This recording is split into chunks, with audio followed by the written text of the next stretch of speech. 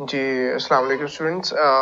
Part 2 अब हमने discuss करना है role of planning institutions in policy coordination के हवाले से।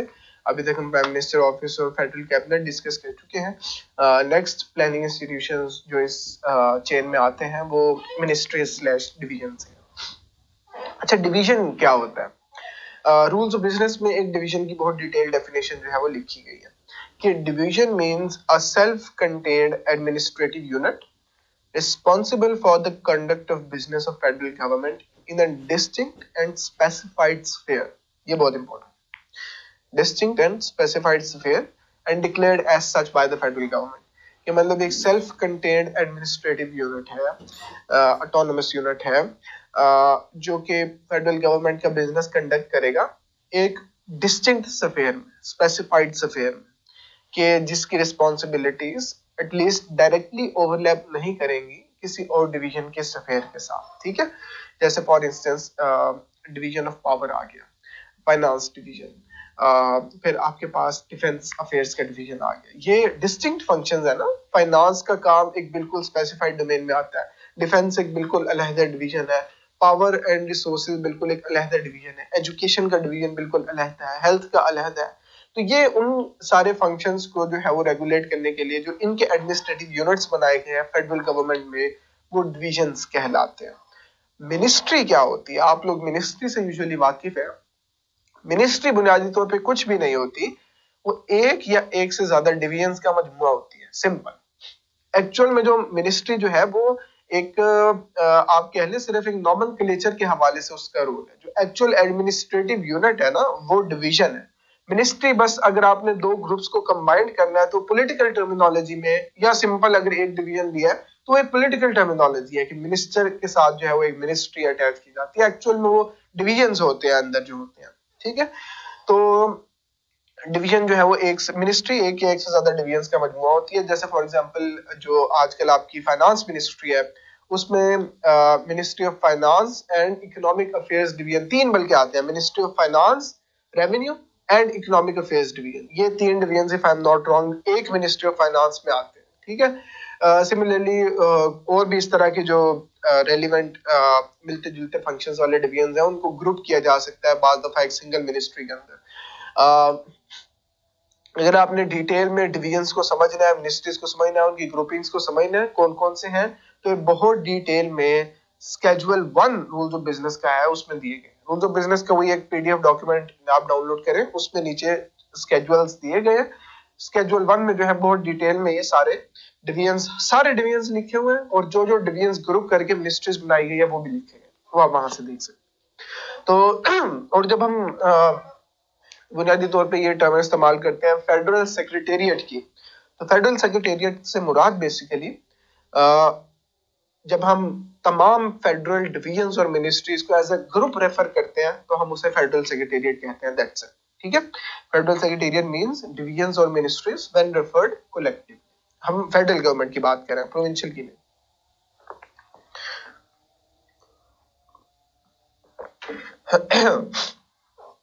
The Prime Minister may, when necessary, constitute a new ministry consisting of one or more division। ठीक है, ये अक्सर आपने देखा होगा कि प्राइम मिनिस्टर जो है वो अपनी मर्जी से बाज दफा कोई नई मिनिस्ट्री बना देता है। ठीक है, डिवीजन्स की जो फॉर्मेशन है, ये किस मिनिस्ट्री के अंदर जाएगा, ये इंडिपेंडेंट रहेगा, इसका मिनिस्टर कौन होगा, वो प्राइम मिनिस्टर ये सारी ग्रुपिंग्स अपनी मर्जी से चेंज कर सकता है।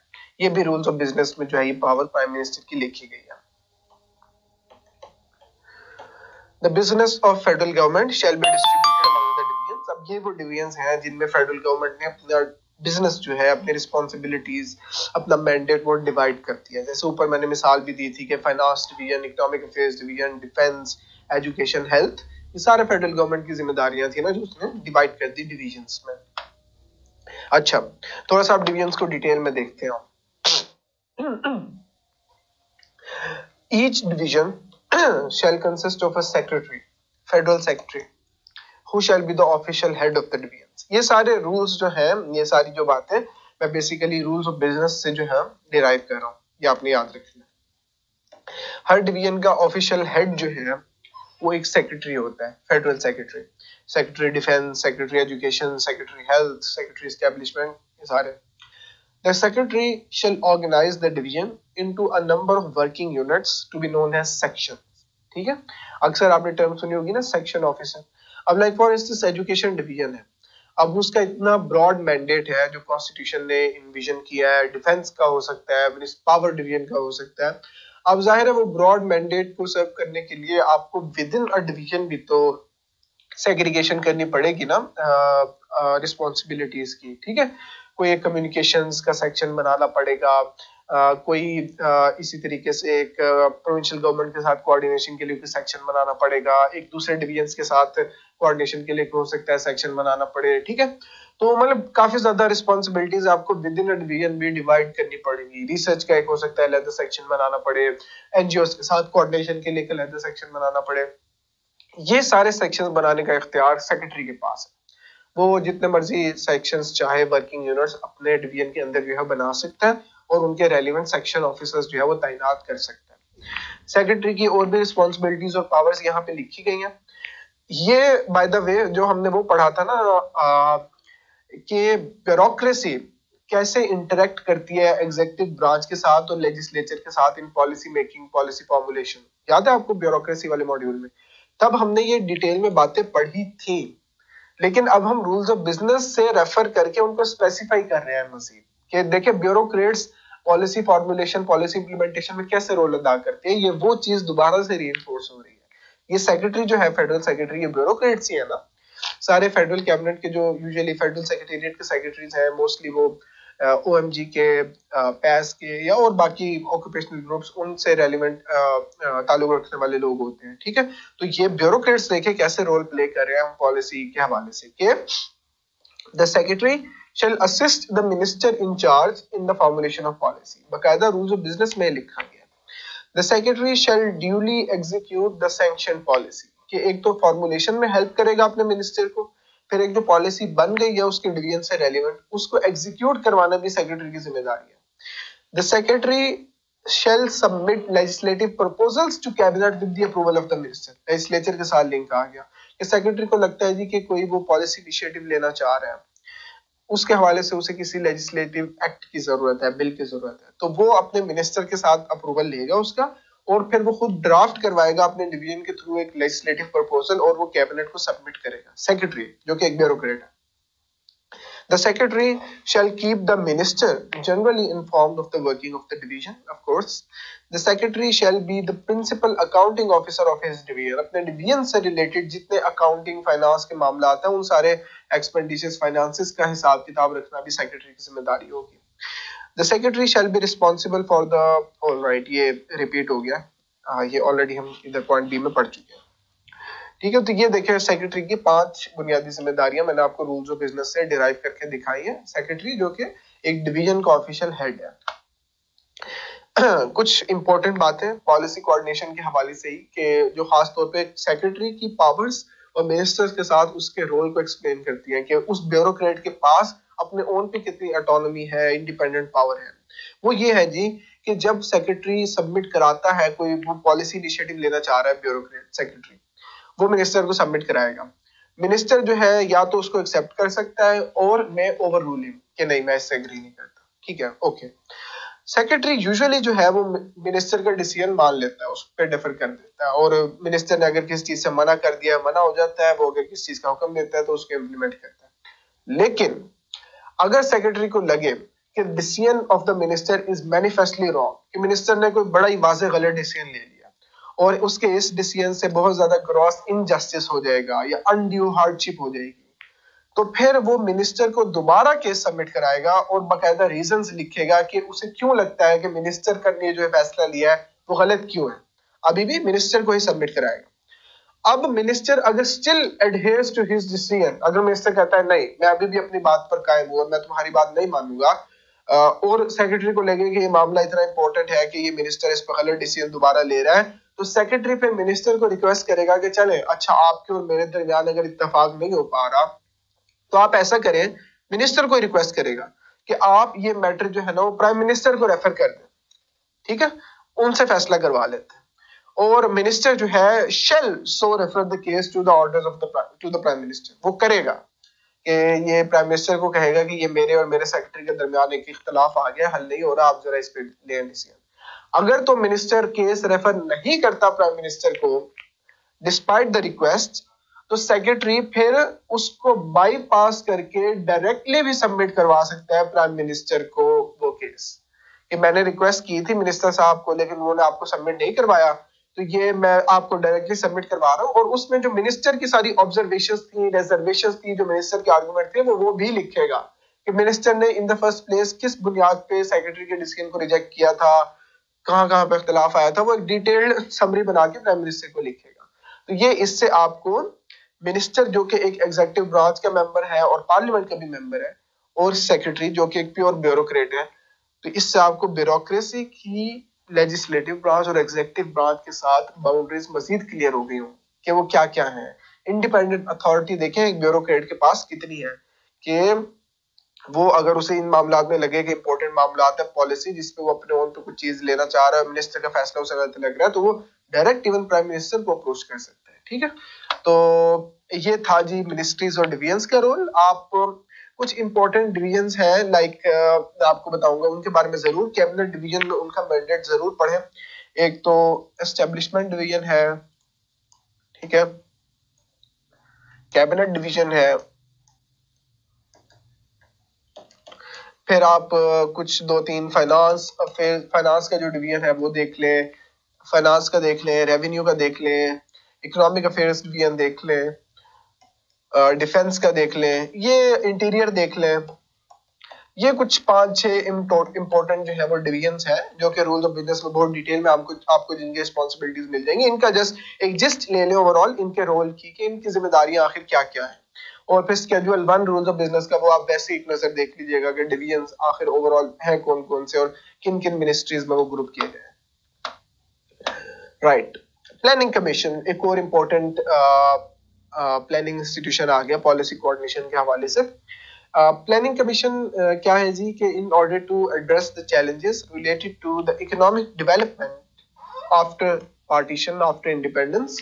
इसकी थोड़ी सी हिस्ट्री मैं आपको बता रहा हूँ प्लानिंग कमीशन की क्या थी, उसके फिर डिटेल में आते हैं हम कि प्लानिंग कमीशन के फंक्शंस क्या है, हायरार्की क्या है, उस पर अभी आता हूँ। सबसे पहले पार्टीशन के बाद बुनियादी तौर पे 1948 में एक डेवलपमेंट बोर्ड जो है वो हुकूमत पाकिस्तान ने तश्कील दी, जो कि इकोनॉमिक अफेयर्स डिवीजन, अभी डिवीजन हम पढ़ चुके हैं क्या होता है, इकोनॉमिक अफेयर डिवीजन के अंडर एक इदारा आता था डेवलपमेंट बोर्ड का।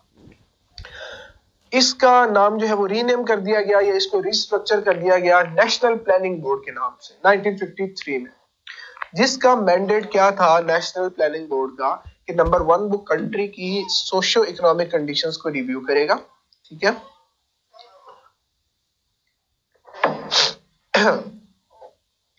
वो कंट्री के जो रिसोर्सेज हैं, चाहे वो नेचुरल रिसोर्सेज हैं हर तरह के, वाटर, पावर, गैस वगैरह, सोना, धातु, तमाम नेचुरल रिसोर्सेज जो आ सकते हैं, मिनरल रिसोर्सेज आ सकते हैं, प्लस ह्यूमन रिसोर्सेज भी, उनको असेस करेगा, उनकी कैपेबिलिटीज का तायुन जो है वो लगाएगा, ठीक है। फिर to make proposal for the reorganisation of administrative setup of the country, कि उसे लगता है कि इन रिसोर्सेज के बेटर यूटिलाइजेशन के लिए, इकोनॉमिक वो ह्यूमन रिसोर्सेज और नेचुरल रिसोर्सेज के लिए, इकोनॉमिक डेवलपमेंट के हवाले से इन रिसोर्सेज को बेहतर तरीके से यूटिलाइज करने के लिए एडमिनिस्ट्रेटिव स्ट्रक्चर में ये तब्दीलियां करने की जरूरत है, उसके हवाले से वो तजावीज देगा, ठीक है। और फाइनली वो एक national plan of economic development जो है वो बनाएगा, जो कि वो फेडरल गवर्नमेंट को सबमिट करवाएगा, कि प्लान पूरा एक बनाएगा इकोनॉमिक डेवलपमेंट का, कि अगले चंद सालों में हुकूमत को किन किन एरियाज पे जो है वो पॉलिसी मेजर्स लेने चाहिए, क्या क्या मेजर्स लेने चाहिए, किस पे कितना जो है हुकूमत को अपनी प्रायोरिटी में चीजों को ऊपर रखना चाहिए, ठीक है। वो प्रॉपर सारे सेक्टर्स के हवाले से ग्रैंड नेशनल लेवल का इकोनॉमिक डेवलपमेंट का प्लान वो सबमिट कराएगा। ये उसकी नेशनल प्लानिंग बोर्ड की जिम्मेदारियां थी। 1958 में यही नेशनल प्लानिंग बोर्ड इसको रिस्ट्रक्चर करके हुकूमत ने रीनेम कर दिया प्लानिंग कमीशन के नाम से, ठीक है। तो ये प्लानिंग कमीशन की थोड़ी सी हिस्ट्री आपको बताई मैंने। Planning Commission over the years has gone through various administrative and functional transformations. At present जो Planning Commission का structure अभी उस पर हम आगे आगे देखेंगे भी, लेकिन थोड़ा सा मैं यहाँ जिक्र कर रहा हूँ कि at present Prime Minister of Pakistan is the chairman of the planning commission, ठीक है। Deputy chairman is the functional head of the planning commission who enjoys the status equivalent to that of a federal minister, ठीक है। जो prime minister है वो उसका political head है, वो डेफिनेटली पॉलिसी डायरेक्शंस जारी करेगा, गाइडलाइन जारी करेगा, लेकिन प्लानिंग कमीशन के अंदर की जो सारा फंक्शनल सेटअप है, एडमिनिस्ट्रेटिव सेटअप, उसकी ऑर्गेनाइजेशन, उसकी management, day to day basis पे उसके सारे जो मेजर्स है वो डिप्टी चेयरमैन लेता है, जो कि जिसका स्टेटस जो है एक फेडरल मिनिस्टर के इक्विवेलेंट होता है। मिनिस्टर होना जरूरी नहीं है, मतलब एट प्रेजेंट भी जो deputy chairman planning commission of Pakistan है, he is a grade 22 officer of Pakistan administrative service, जो कि एक ब्यूरोक्रेट है, ठीक है, लेकिन उसका दर्जा एक प्लानिंग मिनिस्टर, फेडरल मिनिस्टर के इक्विवेलेंट है, ठीक है। तो अगर आपने प्लानिंग कमीशन का मजीद डिटेल में उसके बारे में जानना है, रोल समझना है, हायरार्की को समझना है, उसकी थोड़ी हिस्ट्री को समझना है, तो ये मैंने वेबसाइट का प्लानिंग कमीशन का लिंक दे दिया है, आप मजीद डिटेल में वहां जाकर भी देख सकते हैं।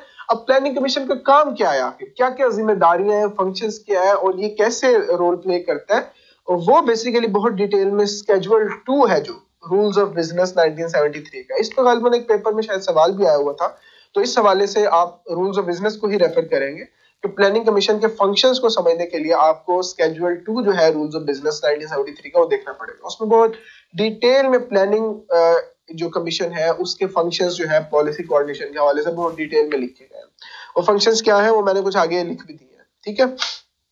तो उनको देखते हैं कि प्लानिंग कमीशन के क्या क्या फंक्शन है। पहली बात तो वही कि ये एक ना नेशनल लेवल का प्लान बनाना प्लानिंग कमीशन का काम है, इकोनॉमिक डेवलपमेंट के हवाले से, ओवरऑल सोशल डेवलपमेंट के हवाले से, सोशो इकोनॉमिक डेवलपमेंट जो पाकिस्तान की है उसके हवाले से एक ग्रैंड लेवल का नेशनल प्लान बनाना, उसको रिव्यू करना ईयरली बेसिस पे, उसके इम्प्लीमेंटेशन को, ये सारा काम प्लानिंग कमीशन का है। लाइक मौजूदा जो डॉक्यूमेंट जिसका नाम आप लोगों ने बहुत सुना होगा, मिनिस्टर ऑफ प्लानिंग जो एहसन इकबाल साहब थे, उनके दौर में नून लीग में विजन 2025 के नाम से एक डॉक्यूमेंट बनाया गया था, जो जिसमें बेसिकली आई थिंक ये 2015 में बनाया गया था। अगले 10 साल का हुकूमत रियासत पाकिस्तान का विजन क्या होगा पाकिस्तान की सोशल और इकोनॉमिक डेवलपमेंट को लेकर, वो सारी चीजें विजन 2025 में लिखी गई हैं, वो गोल्स लिखे गए हैं, वो प्रिंसिपल्स लिखे गए हैं, जिनके अकॉर्डिंग मतलब हुकूमत का विजन है कि जिनके अकॉर्डिंग उसने अपनी पॉलिसीज जो है वो शेप करनी है। It's very important policy document, ये आपने जरूर देखिएगा। ये ओवरऑल अगर ये सब्जेक्ट आपका जीपीपी नहीं भी है तो सीएसएस की तैयारी के दौरान मैंने बहुत फ्रीक्वेंटली इस डॉक्यूमेंट को रेफर किया था। इसमें पाकिस्तान ने अपने सस्टेनेबल डेवलपमेंट गोल्स लिखे हैं, यूथ की डेवलपमेंट के हवाले से गोल्स लिखे हैं, पॉलिसी इकदाम जो करना चाह रही है हुकूमत वो लिखे हैं, जेंडर के हवाले से लिखे हैं, प्रोविंशियल कोऑर्डिनेशन के हवाले से लिखे हैं, ठीक है, ओवरऑल एनवायरनमेंट के हवाले से लिखे हैं, जो सस्टेनेबल सोशो इकोनॉमिक डेवलपमेंट के हवाले से हुकूमत के गोल्स है वो सारे विजन 2025 के डॉक्यूमेंट में लिखे गए हैं, ये प्लानिंग कमीशन ने बनाया। फिर इसका काम क्या है जी कि ये मॉनिटर करेगा और इवेलुएट करेगा मेजर डेवलपमेंटल प्रोजेक्ट्स और प्रोग्राम्स जो है। डेवलपमेंटल प्रोजेक्ट्स वो इकोनॉमिक भी हो सकते हैं, वो स्किल्स डेवलपमेंट के भी हो सकते हैं, वो इंफ्रास्ट्रक्चर डेवलपमेंट के हो सकते हैं, जो फेडरल हुकूमत लेगी। जो भी ये प्रोजेक्ट्स और प्रोग्राम फेडरल हुकूमत ले रही है उनकी मॉनिटर करना और उनकी मतलब प्रोग्रेस को इवेलुएट करना भी प्लानिंग कमीशन का काम है, ठीक है। फिर ये कॉन्टिन्यूसली ओवरऑल रियासत पाकिस्तान, हुकूमत पाकिस्तान मुमलिकत पाकिस्तान की इकोनॉमिक सिचुएशन को जो है वो इवेलुएट भी करता रहेगा कि ओवरऑल हुकूमत की ग्रैंड लेवल पे, मैक्रो लेवल पे जो इकोनॉमिक सिचुएशन है किस तरीके से जा रही है, उसके हवाले से हमें किन किन पॉलिसी इकदाम की जरूरत है वो रेकमेंड करता रहता है ये हुकूमत को, ठीक है। फिर ये इकोनॉमिक डिसीजन मेकिंग में असिस्ट करने के लिए रेलेवेंट स्टेक होल्डर्स को, मिनिस्टर्स को, कैबिनेट को, प्राइम मिनिस्टर को ये रिसर्च और एनालिटिकल स्टडीज भी कंडक्ट करेगा with in collaboration with think tanks, with the private sector, with NGOs, with academia, with universities, with youth, ठीक है, ये सारे विद सिविल सोसाइटी, इन सब के साथ कोलैबोरेट करके ये रिसर्च स्टडीज जो है वो कंडक्ट कराएगा, एनालिटिकल स्टडीज जो है वो कंडक्ट कराएगा, ताकि जो डिसीजन मेकर्स हैं इकोनॉमी के उनको रेलेवेंट डाटा मिल सके अपनी डिसीजंस लेने के लिए।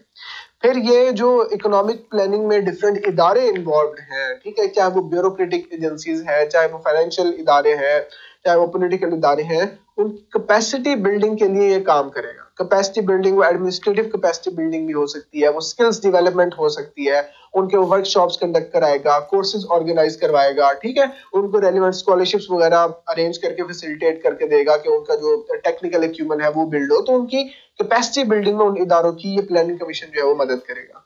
फिर असिस्टेंस फराहम करेगा इन defining national vision and undertaking strategic planning. ये ऑलरेडी सॉर्ट ऑफ पॉइंट 1 से मिलती जुलती चीज है कि मुल्क की स्ट्रेटेजिक प्लानिंग में भी फिर ये हेल्प करेगा। जो आपने ओवरऑल एक जियो स्ट्रेटेजिक विजन के हिसाब से देखनी है, डिवीजन डिफेंस के हिसाब से देखनी है, ओवरऑल पाकिस्तान का जो रीजनल रोल है, एक जियोग्राफिकल स्ट्रेटेजिक रोल, उसके हवाले से भी असिस्ट करेगा रेलिवेंट पॉलिसी मेकर्स को प्लानिंग कमीशन जो है। और फिर ये एक इम्पोर्टेंट और अगले इदारे का ये लिंक भी आ गया कि public sector development programme, PSDP जिसे कहते हैं, आप लाजमन हुकूमत पाकिस्तान के जो बजट, एक तो वैसे भी देख के जाना है CSS की तैयारी के हवाले से, इस सब्जेक्ट के हवाले से और जरूरी है, 2020-21 का जो बजट का डॉक्यूमेंट है वो जरूर देखना है, उसमें रेलिवेंट मोटे मोटे फिगर्स याद रखने हैं। उसमें आप देखिएगा कि बाकायदा एक हेड होता है separate public sector development programme का, उसके लिए हुकूमत ने कितनी जो पैसे हैं वो मुख्तस किए हैं। पब्लिक सेक्टर डेवलपमेंट मैंने आपको बताया वो इंफ्रास्ट्रक्चर डेवलपमेंट भी हो सकती है, वो स्किल डेवलपमेंट भी हो सकती है, कैपेसिटी बिल्डिंग के हवाले से डेवलपमेंट भी हो सकती है, जिसपे हुकूमत पैसे लगाकर डेवलपमेंट के लिए मेजर्स लेती है। उन प्रोजेक्ट्स का अप्रूवल्स देना भी प्लानिंग कमीशन का काम है, स्पेसिफिक प्रोजेक्ट्स का। ये बहुत इंपॉर्टेंट एक प्लानिंग कमीशन का जो है वो रोल आ गया। प्लानिंग कमीशन की हायरार्की ये मेंशन है, prime minister, chairman, deputy chairman, मैंने आपको बताया था, एक ब्यूरोक्रेट होता है, फिर उसके नीचे एक मेंबर कोऑर्डिनेशन होता है, फिर एडवाइजरी कमेटी होती है, फिर उसके नीचे बाकायदा डिफरेंट एरियाज और डोमेन से रिलेटेड हर एरिया का एक मेंबर है। लाइक इकोनॉमिक पॉलिसी के हवाले से एक मेंबर है, जैसे चीफ इकोनॉमिस्ट भी कहेंगे आप। एक मेंबर होगा जो इम्प्लीमेंटेशन और मॉनिटरिंग करेगा प्रोजेक्ट्स की। एक मेंबर होगा जो private sector development and competitiveness, private sector के साथ जो लेज ऑन करना है उसके हवाले से इसका रोल होगा। Member energy, member science and technology, member food and security, member social sectors, member governance, innovation and reforms, member research. ये सारे मतलब वो एरियाज जो है वो मैंने फंक्शंस में बताए थे, उनके हवाले से हर एरिया को हेड करने के लिए एक मेंबर जो है वो प्लानिंग कमीशन का बैठा है। तो ये प्लानिंग कमीशन की हायरार्की है, आपके सामने मैंने बता दी। PSDP प्रोजेक्ट्स जो है वो मैं जिसका आपको जिक्र कर रहा था उन्हीं के हवाले से थोड़ा ये मजीद डिटेल में बता दूं कि 2020-21 के बजट में 650 बिलियन जो है federal public sector development projects, एक प्रोविंशियल PSDP का हेड भी होता है लेकिन हम यहाँ सिर्फ फेडरल की बात कर रहे हैं, 650 बिलियन रुपीस जो है वो एलोकेट किए गए हैं federal public sector development programme के प्रोजेक्ट्स के लिए, जो आपका रिसेंट बजट का डॉक्यूमेंट है। तो अब होता यह है कि जिस भी डिवीजन और मिनिस्ट्री से रिलेटेड कोई वो कोई डेवलपमेंट प्रोजेक्ट जो है वो करना चाह रहे हैं, ठीक है, वो उसके हवाले से प्रपोजल बनाते हैं अपने कंसर्न डिवीजन से रिलेटेड। जाहिर बात है वो हुकूमत की सोशो इकोनॉमिक जो प्रायोरिटीज है उनको मद्देनजर रखते हुए ही वो एक प्लान और प्रपोजल बनाते हैं और फिर वो सबमिट कराते हैं आगे प्लानिंग कमीशन को।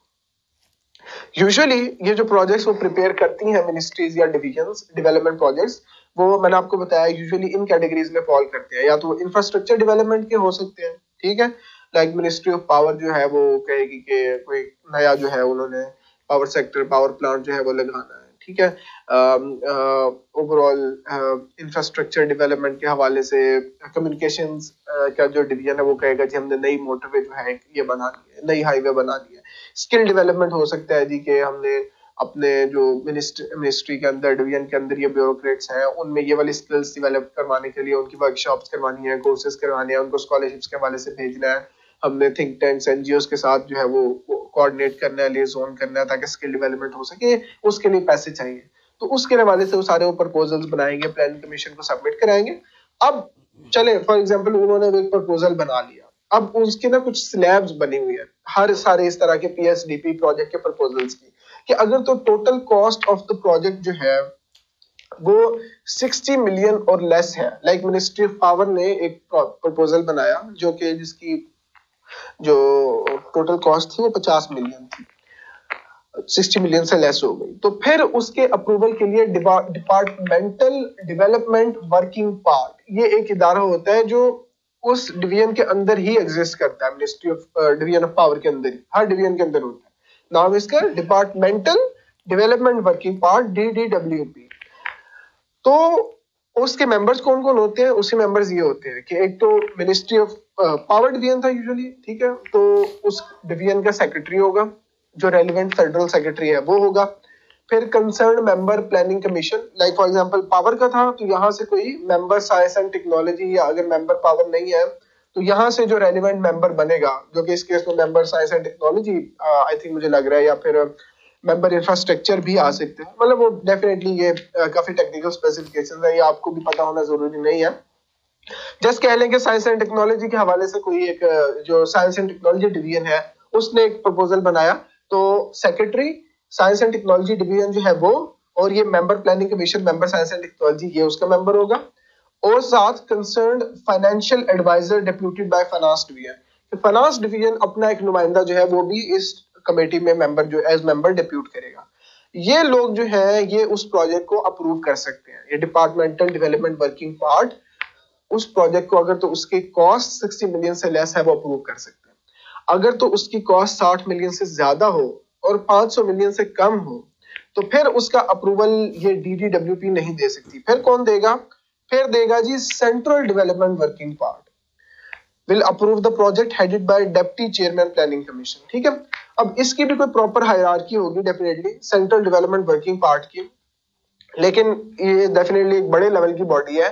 इसको जो हेड करेगा वो डिप्टी चेयरमैन प्लानिंग कमीशन करता है, ठीक है। उसके नीचे फिर डेफिनेटली मेंबर्स होंगे, आई बिलीव सेक्रेटरी भी होगा, रेलेवेंट मेंबर भी होगा, यहाँ से फाइनेंस डिवीजन का भी कोई नुमाइंदा होगा। लेकिन ये बहरहाल एक बड़े लेवल की बॉडी है जिसमें आप देखिए कि डिप्टी चेयरमैन के लेवल तक जो है वो बात जा रही है, वो हेड कर रहा है, क्योंकि प्रोजेक्ट की कॉस्ट जो है वो काफी बढ़ गई है।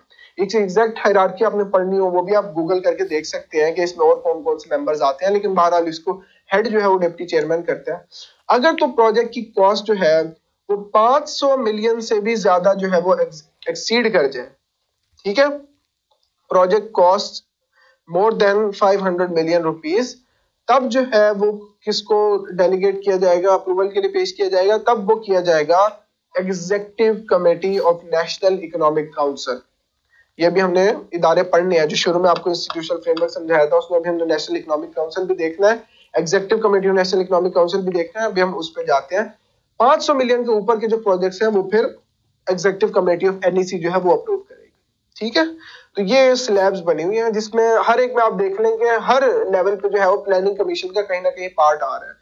यहाँ पे मेंबर प्लानिंग कमीशन बैठा है, सेंट्रल डेवलपमेंट वर्किंग पार्ट को तो हेड ही डिप्टी चेयरमैन प्लानिंग कमीशन कर रहा है, और यहाँ पे जो है वो एग्जीक्यूटिव कमेटी ऑफ NEC, इसमें प्राइम मिनिस्टर का रोल आएगा, आप देखेंगे आगे जाकर, क्योंकि ये प्राइम मिनिस्टर ही जो है वो अपॉइंट करता होता है, who is the chairman of planning commission as well, तो ये यहाँ पे भी रोल आ गया उसका। तो ये हमारा सेकंड लेक्चर इस हवाले से खत्म होता है। नेक्स्ट जो बाकी इदारे हैं प्लानिंग इंस्टीट्यूशन उनको हम अगले लेक्चर में देखते हैं। सी यू।